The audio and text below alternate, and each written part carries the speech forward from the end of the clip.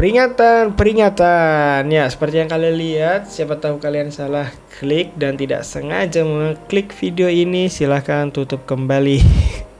Karena video ini mengandung beberapa hal yang mungkin tidak disukai oleh sebagian orang. Jadi, ya, welcome to Rabbit Hole.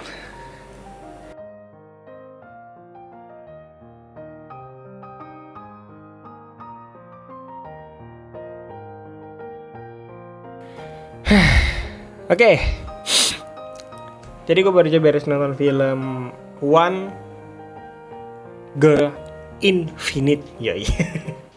Sebenarnya film ini tuh punya premis yang simple, klise, masalah remaja, pergaulan bebas, dan ada bucin-bucinnya anak muda yang masih labil lah ya. Dan ada beberapa hal yang bikin film ini menarik perhatian gua, terutama adalah dari tentu aja sinematografinya yang dibuat tipe-tipe gelisah nggak nyaman gitu, karena film ini hampir keseluruhannya mungkin 90%-nya itu movement kameranya dipakai handheld ya, yang terus ngikutin subjeknya, rasanya sih kayak lagi nonton dokumenter gitu kan. Dan ada beberapa bagian juga yang pakai zoom kasar gitu, rock zoom namanya kan, tapi menurut gua itu sengaja buat bikin kita kayak ngerasain emosi anak muda yang emang lagi nggak beraturan dan meledak. Dan yang menarik perhatian gua adalah salah satu zoom yang ngezoom banget dari high angle sampai ke Yanjia, siapa sih namanya? Yanjia.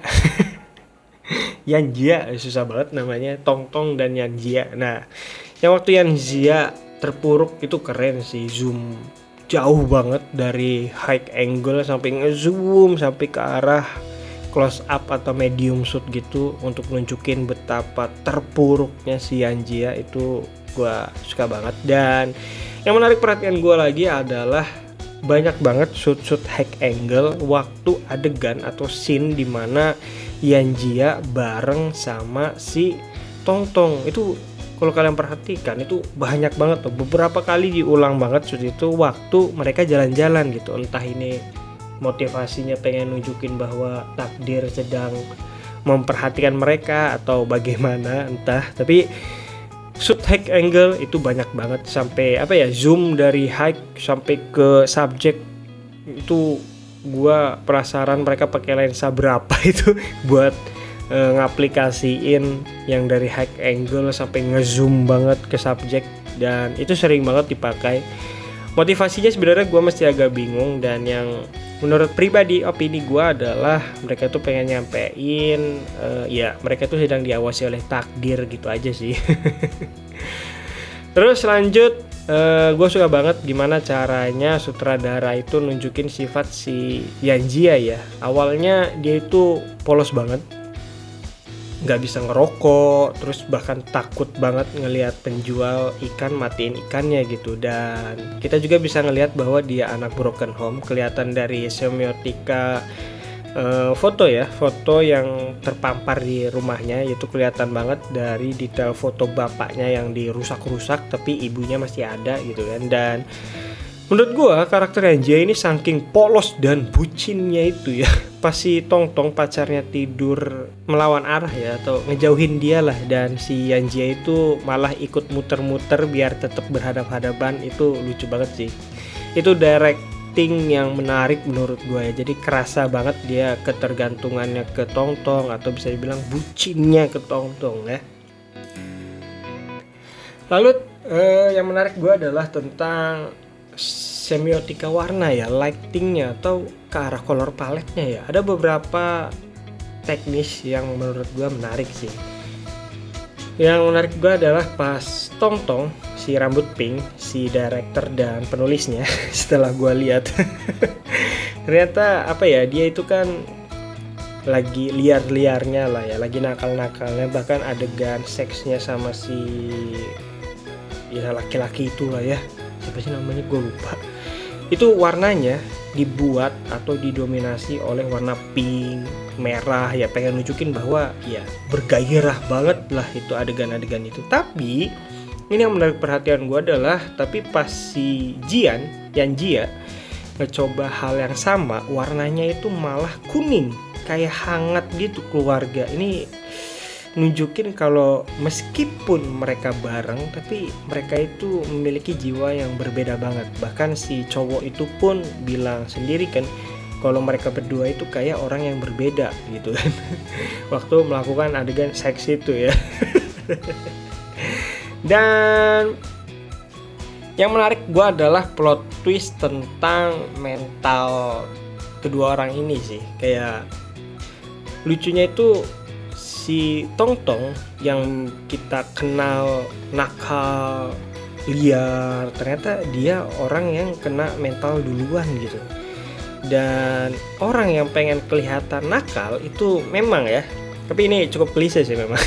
Ternyata orang yang pengen kelihatan tanda kutip nakal itu sebenarnya cuman lagi nutupin rasa takutnya aja sih memang. Dan sebaliknya untuk si Yan Jia itu malah jadi lebih berani melawan dunia. Ini kelihatan banget di film ini, kelihatan banget dari semiotika tentang perubahannya pas waktu dia beli ikan lagi. Kalau dulu dia itu kan takut tuh melihat ikan dimatiin aja, dia takut ngebuang muka gitu. Tapi pada setelah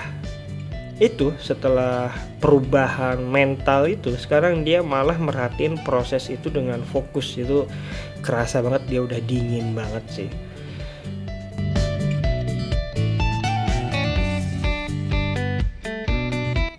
Dan untuk editing ya, ini yang bikin gue cukup kagum sih.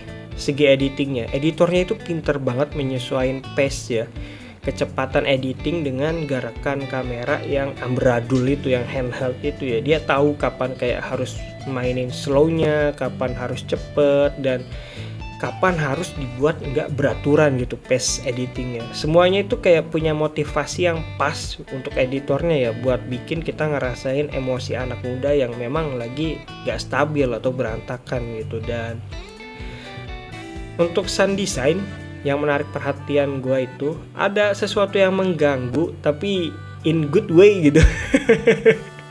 Itu bagus banget sih efek suara di film ini tuh, terutama pas adegan Yan Jia dan Tong itu kan habis berantem tuh. Mereka kan ada fase marah, sedih, emosi yang gak stabil. Dan pas masuk bagian montage itu, waktu emosi mereka itu, suaranya itu dibuat kayak agak disturbing di telinga, gak nyaman banget gue nontonnya. Tapi karena efek suara yang sengaja itu bikin gue nyaman, justru ini berhasil banget gitu, kayak nyampain atau nularin kekacauan mental karakter-karakter itu ke penontonnya gitu. Jadi kita nggak cuma lihat mereka sedih, tapi kuping kita juga tuh dipaksa banget ngerasain sakitnya kedua orang ini sih.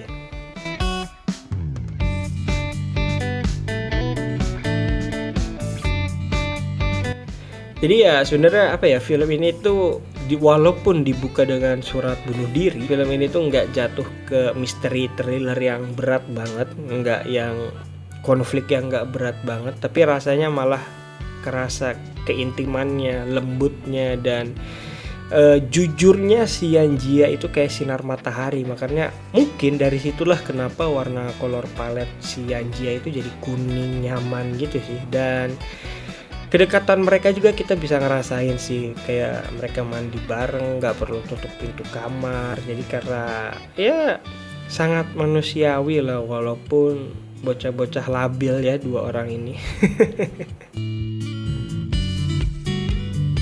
Ya jadi itu dia aja cerita gue setelah nonton film ini.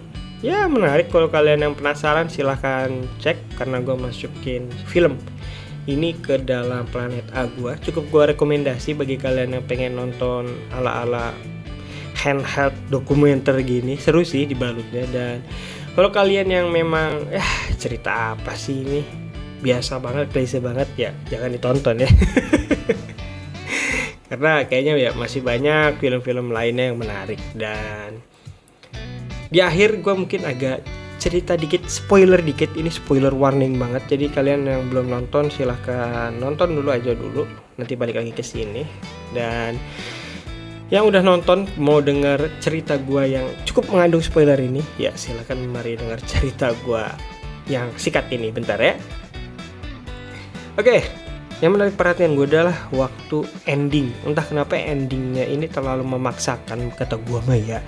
Padahal di situ kan nunjukin tuh beberapa kali ya, 3 kali si Tong Tong itu kan pengen hunusin pisaunya ke Yanjia gitu. Cuman nggak jadi karena mental Yanjia kembali ke settingan awal saat waktu si Tong Tong juga kembali ke settingan awal gitu. Itu balik lagi tuh mental mereka tuh ke awal mula. Dan ini yang menurut gue sayangin adalah si Yanjia kan mentalnya udah berubah gitu, udah memiliki emosi yang lebih kuat dan dingin.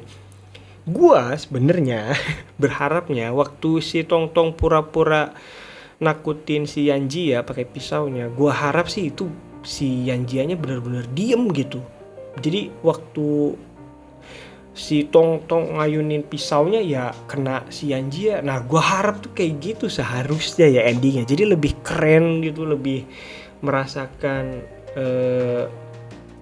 apa ya, perubahan emosinya dari sepanjang film ini gitu. Tapi kalau melihatnya kayak si Yanjianya masih takut-takut mati gitu dan si Tong Tong yang masih lebih berani, jadi kayak semua perkembangan mereka itu akhirnya sia-sia sih kalau gue kayak gitu sih. Bahkan di ending pun yang waktu dibawa ke rumah sakit ya si Tong Tong menyesal sih memang sih, cuman entah kenapa kayak masih kurang aja sih untuk endingnya. Jadi ya itu aja lah, endingnya itu masih agak kurang bagi gue. Oke, jadi itu aja. Terima kasih yang sudah mendengarkan cerita gue sepanjang detik ini. Sampai jumpa di cerita gue selanjutnya dan bye bye.